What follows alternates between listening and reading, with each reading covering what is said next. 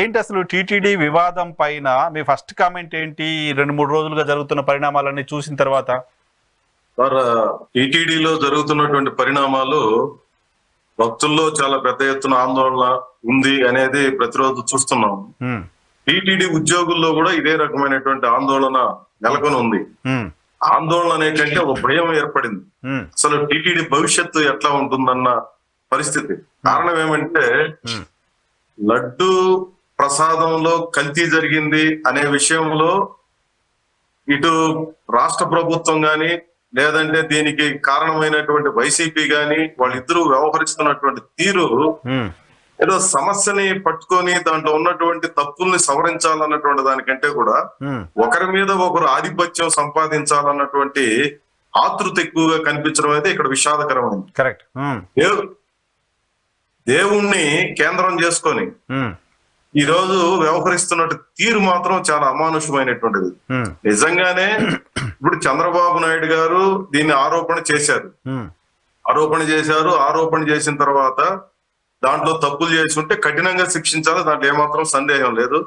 ఇప్పుడు కల్తీ జరిగిందనేది ఆయన చెప్పడమే కాదు, ఈఓ గారు చెప్పారు, ఎన్డీటీపీ నుంచి వచ్చినటువంటి రిపోర్ట్ లో కూడా అదే ఉందని చెప్పి స్పష్టంగా మనకు పదే పదే చెప్తున్నారు. అంతవరకు కరెక్ట్. దాంట్లో ఏమి ఇంకా స్వయంగా రాష్ట్ర ముఖ్యమంత్రి చెప్పాడు, ఈఓ గారు చెప్పారు కాబట్టి దాన్ని అధికారికమైనదిగా మనం కూడా భావించవచ్చు. కానీ దీనికి కారకులైనటువంటి వాళ్ళ పట్ల వ్యవహరించినటువంటి తీరు నిజంగానే తప్పు జరిగింది అని చెప్పి ప్రభుత్వం భావించిన నేపథ్యంలో ఎట్లా వ్యవహరించాలి?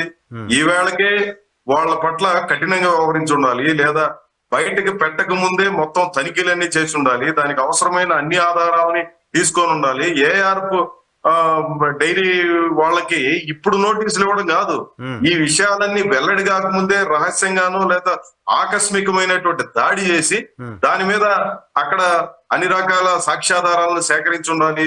లేదంటే దీంట్లో భాగస్వాములైనటువంటి వాళ్ళు ఎవరెవరు ఉన్నారో వాళ్ళందరిలో ఇంటర్నల్ గా విచారణ చేసి దీనికి అవసరమైనటువంటివి కూడా సన్నద్ధం చేసుకుని ఆ తర్వాత బయట పెట్టి ఉంటే సరిగా ఉండేది అనేది ఎల్లడలా అందరూ చెప్తున్నటువంటిది. రెండవ అంశం ఏంటంటే ఇప్పుడు కల్తీ జరిగింది అని అంటున్నారు. ఈఓ గారు స్వయంగా చెప్పింది ఏమనంటే టీటీడీకి ఎలాంటి ల్యాబులు లేవు అని చెప్పి ఈఓ గారు స్పష్టంగా చెప్పారు ఆయన ప్రెస్ మీట్ లోనే. అవును.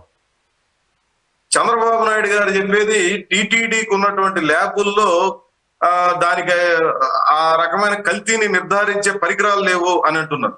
అంటే ఒక ఆయనేమో పూర్తిగా ల్యాబులే లేవంటాడు, ల్యాబ్ ఉన్నా సరే దాంట్లో నిర్ధారించే పరికరాలు లేవని ఇంకొక ఆయన అంటాడు, ఇంకొక నాయకుడేమో ఇంకొక రకంగా అంటారు. అసలు ల్యాబులే లేవంటారు, దాంట్లో మనుషులే లేదంటారు.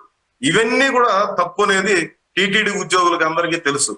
కారణం ఏమంటే ఈ ల్యాబులు అనేది ఏదో వైసీపీ వచ్చిన తర్వాత పెట్టడమో తెలుగుదేశం హయాంలో పెట్టడమో కాదు, ఎప్పుడో దశాబ్దాల కాలం నుండి ఈ సిస్టమ్ టీటీడీలో అమలవుతోంది. Checking system. నెయ్యిని తనిఖీ చేయడమే కాదు, బియ్యము, చక్కెర, యాలకులు, బెల్లము, ఎన్ని రకాల ఆహార పదార్థాలని వినియోగిస్తుందో టీటీడీ వాటన్నిటిని తనిఖీ చేసేటువంటి సిస్టమ్ ఈ రోజు కొత్త కాదు సార్, ఎప్పటి నుంచో ఉంది. ఇది ఎవాల్వ్డ్. ఇది అందరికీ ఏ టీటీడీ ఉద్యోగస్తుని అడిగినా చెప్తారు, కొండ మీద ఉన్నటువంటి ఏ సాధారణమైనటువంటి అక్కడ ప్రజలను అడిగినా